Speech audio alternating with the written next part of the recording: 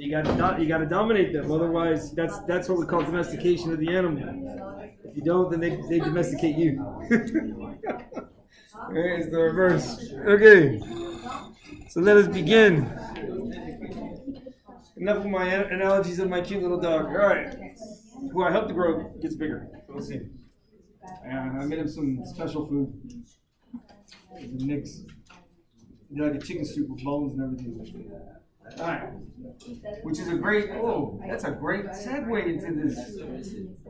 Oh my gosh! Oh, I don't give him the bone. I cook the bone to make the sopa. And then the reduced fat, when I freeze it, I then mix it in with his food. I give him a high protein diet with vegetables and very little rice, because that's what they're used to, high protein diets. So that's what a normal dog's diet should be. All right? That's what they're designed for. And then you got to let them run. You got to take them out and let them run. All right. So a bone, guys, inside the bone, right? In here, you get a lot of spongy bone. Remember, you got that line, that zone of growth then it's a line, and then you have there's spongy bone here. So the spongy bone here and here at the epiphyses.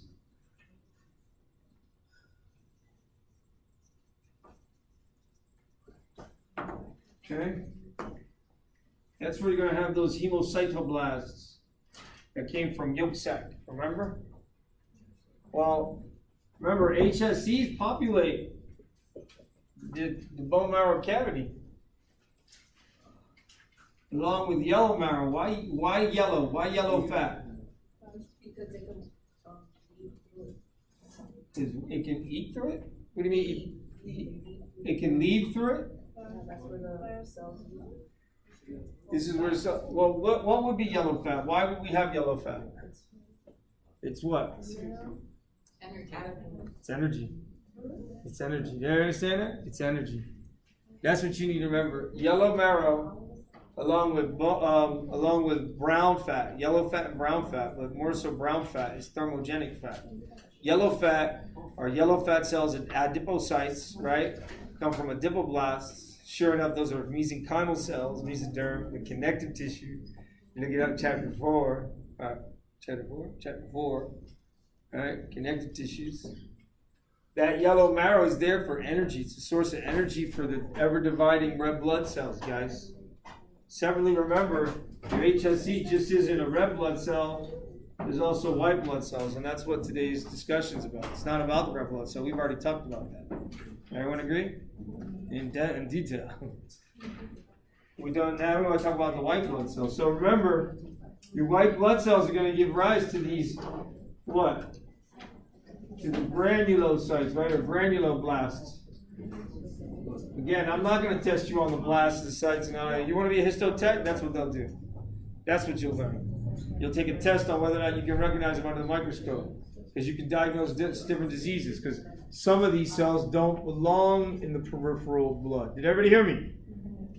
Some of these cells don't belong in peripheral blood. Okay? They do not. They only belong in peripheral blood when they're called upon to do so.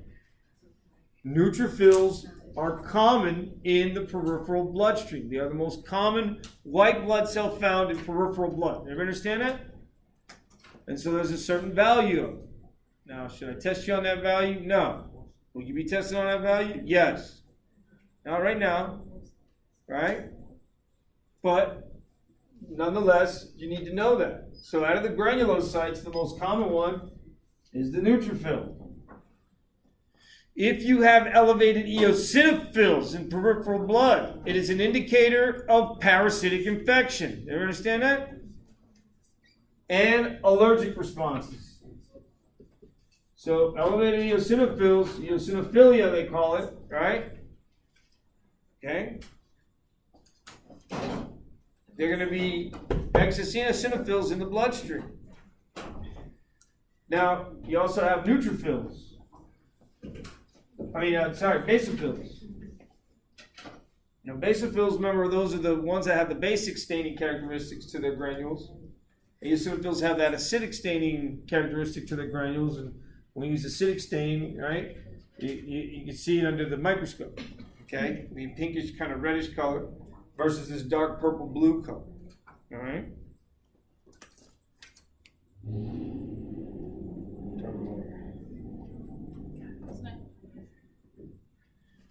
All right. So then, separately, you got this mast cell. Now, these mast cells, again, they do something important. They call it mast cell degranulation. Mast cell degranulation.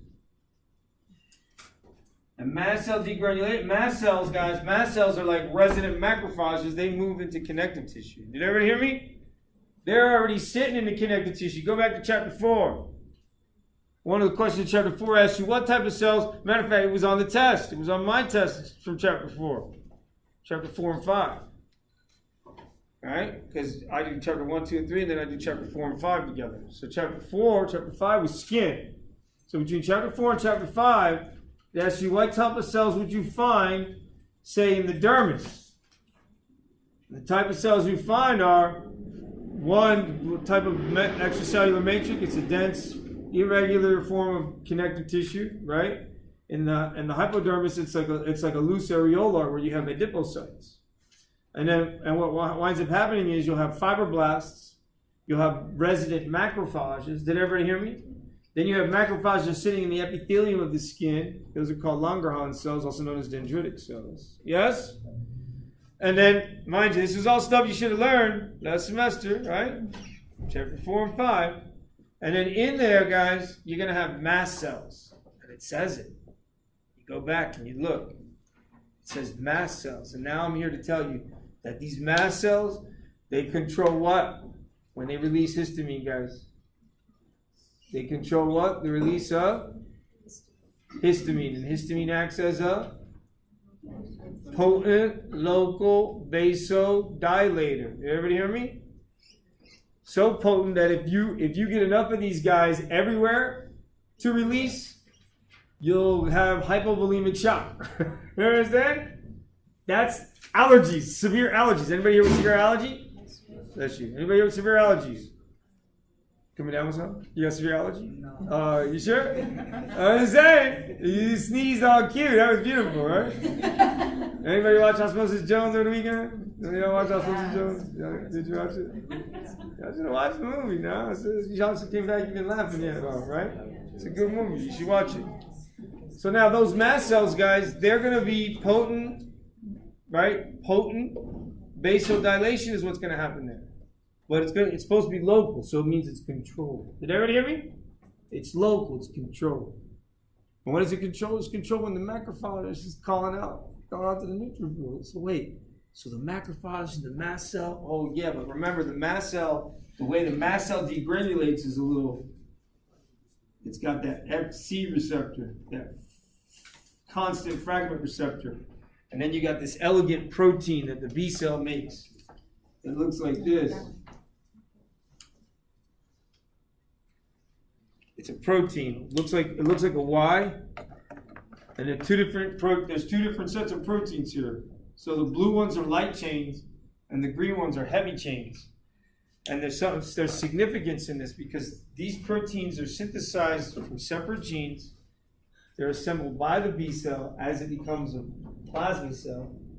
So the B cell becomes this massive, like, antibody-producing factory that's going to make these Y components, right, of heavy chains along with light chains, and they're going to have these disulfide bonds connecting them to stabilize the association of the protein. So you're going to have. I'll show you what I mean.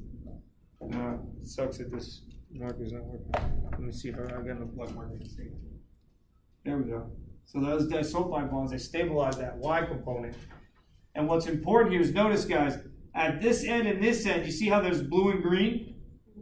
But at this end, there's only green. Everybody see that? So this region of only green is called the constant fragment of the antibody. See that? The constant fragment of the antibody. So AB is my shorthand for antibody. Yes. You got me? And now watch. AG is my shorthand for antigen. Did everybody understand that? Because I already talked about antigens, didn't I? I did. We talked about the ABO blood system and RH. Yeah? And hemolytic disease of the newborn. Yes? Guys, man, I'm telling you, I'm setting y'all up for success when you take that next level project. So now that antigen and antibody constant fragment, right? Here's what's happening now. When antigen meets antibody, antigen has to have epitopes. Epitopes are smaller components of the antigen that are recognized. They're recognizable recognizable pieces of the whole antigen. You understand that? And so what happens? You got to have something special going on here. So here you got the FC receptor, now you got another FC receptor, you got another antibody. Check it out. And it doesn't, guess what, guys? It doesn't have to be the same antibody. It doesn't have to, it's going to be the same type of antibody, but it doesn't have to necessarily be the same combination of heavy chain and light chain. So what does that mean? Ooh, I like the way I thought. This morning I was thinking, how am I going to come in and teach this? How am I going to come in and teach this? So, and it just came to me. I said, I wasn't sure how. I said, it just come to me. I had it come to me. So does everybody see there that there's a different antibody there, but yet it's got the same function? Guys, if I got two proteins that have the same function, what is that telling me about what I inherited from mom and dad? About that particular protein. What is that telling me? That they both gave you the same. Do I have just one copy of a gene, do you think, that's doing just one protein? Or am I going to have multiple genes doing multiple copies? What do you think? Variations. What do you think? Does everybody agree? Variation sounds good, doesn't it? Now imagine this. Every B cell can vary its antibody production at an instant. Did everybody hear me? Each and every individual B cell that gets activated in your immune system has the ability to re-engineer its antibodies as it sees fit at the moment, based on signaling from other cells. You're like, oh, bet. Oh, you wanted to add that new idea? Oh, let's get this done. Set it up. You imagine that? You imagine an industry. So here I am thinking, man, you know what would be my next degree in? I wonder. Would it be economics or healthcare administration? Or will I finally get my PhD in biomedical sciences? Or will I get my MD degree? Not sure. Or will I do a PA program? I don't know. A lot of possibilities. So I'm thinking, well, that's how the B cell's thinking. Hey, I got a lot of possibilities. You know why I got so many possibilities? Because I got so many different genes from my mom and my dad. Understand that? And separately, with all that diversity of genes that you got from mom and dad, gene segments. Did everybody hear me? Gene segments. Did everybody hear me? I'll say it again. Gene segments. I'll say it again for the third time. Variation within the gene segments that encode for the proteins of the antibody. Did everybody hear me? For both the heavy chain and the light chain. Oh my gosh. This is amazing. Wow, this just came to me now. See this little bit right here and that little bit right there? When you look at that, both the heavy chain and light chain have these variable regions. Every antibody that has a light and heavy chain associated will have a variable region, and that variable region will be highly mutated. What does that mean? vis-a-vis change. That's what it means, vis-a-vis change. Because what we're really doing, separate of switching up gene segments, we're mutating areas of the gene on command based on communication of cell to cell. And where is this happening, guys? Where am I turning on? Where are those antibodies coming from? They're coming from B cells. Where are B cells at? In the lymph node. Yeah? They're in the lymph node. Did everybody hear me? They're in the lymph node. Can they be elsewhere? Anybody read through the chapter? Can they be elsewhere? Where else can they be? Oh, careful now. They're really not in the thymus now. We'll talk about thymus in a moment because then we're talking about B cells and antibodies with mast cells. Yeah? Remember, because these antibodies that we're talking about, these antibodies that are generated by these antigens, they're coming from B cells that become plasma cells. All right? So it's the plasma cells making the antibody, but it's associating with the mast cell. Huh? Everybody see that? It's a protein that the B cell is engineered to make that associates with the mast cell for the purpose of allowing it to release histamine when necessary, to control regulation of blood flow to an area that they think may be inflamed because the skin was broken or the blood vessel was crushed. Intrinsic versus extrinsic pathway of coagulation. Separately, what are we talking about? We're talking about exposure to antigen, yes? So insoluble blood plasma. There's the complement cascade. And the complement cascade, unlike the coagulation cascade, the complement cascade, guys, is going to have the classical pathway, the alternative pathway,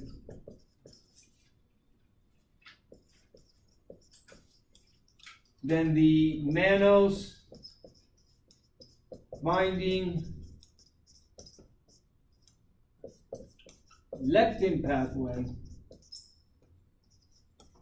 Sure enough, they all have activators that are common and ultimately, and they'll converge into what I refer to as a common pathway, and that common pathway will lead to MAC complex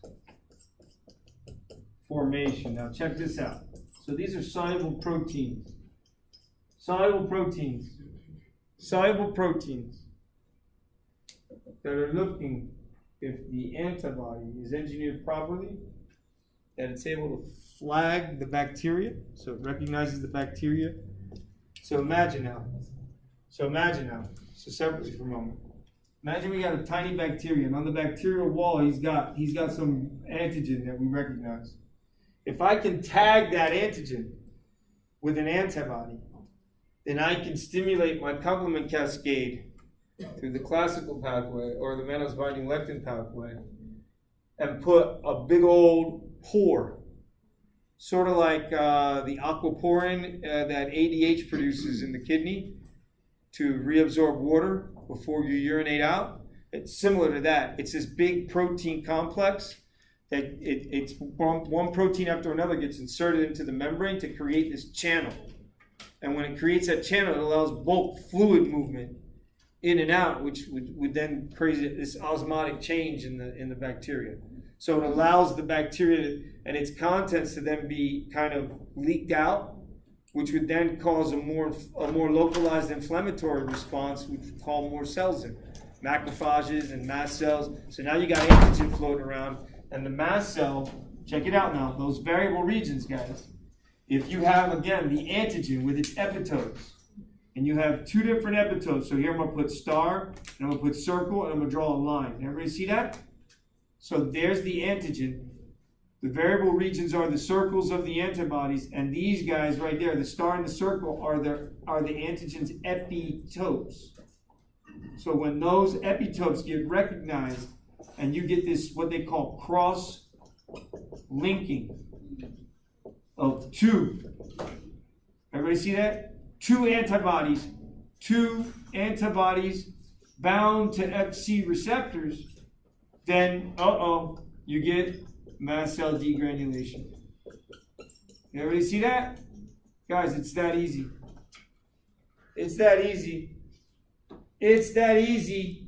And why are we doing this? Because we need the neutrophil to come here. Come here! Neutrophil, come here! Not there, come here! Right? Like I had to tell my dog. Not there, here! Now I'm forcing him to poop where I want him to poop. Little by little. Learn how to control his sphincters. Right? He's still peeing on the rug, but I'm laying up for 3 weeks. Still a puppy. My daughter runs him. I said, you be a terrible. You'd be one of those awesome terrible sisters. Right? We torture your little brother. Right? When he did something wrong, make him pay. Right?